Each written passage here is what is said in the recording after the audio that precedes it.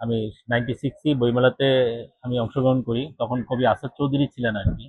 আপনার বাংলা একাডেমিতে দায়িত্বে ছিলেন কবি আসাদ চৌধুরী। তো আসাদ ভাই আমাকে খুব সহযোগিতা করেন। তো তখন থেকে আমার এই আজকে 29 বছর হলো।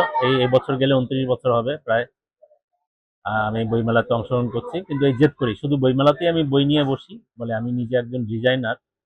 তো ওই নিজের ক্রিয়েটিভিটি প্রকাশ করার জন্য আরকি আসা আরকি। জেদ করেই আসা। এর বাইরে আর কিছু না। আমার বইগুলো দেখলেই আপনারা বুঝবেন যে বইয়ের প্রতি আমি যেভাবে যত্ন নিই সেই হিসেবে আরকি নিজের ভিতরের শিল্প চর্চাটাকে আরকি শিল্প সত্তাটাকে চর্চা করি আরকি বইমেলায় এসে। এর বাইরে আর কিছু না। এটা একটা নেশার মতো হয়ে গেছে যে নেশাটা কাটাতে পারছি না। যে কি পরিমাণ লস হচ্ছে তারপরেও আমরা এই বইমেলায় অংশগ্রহণ আমি করছি আরকি। সেটা নেশার মতো হয়ে গেছে।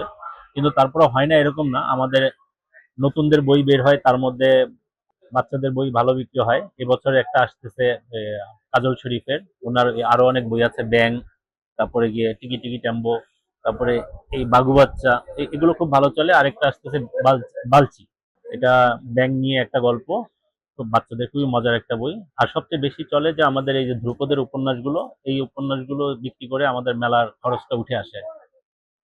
এই নিয়েই পড়ে আছি। ডেইলি বিডি টকস, সকলের কথা বলে।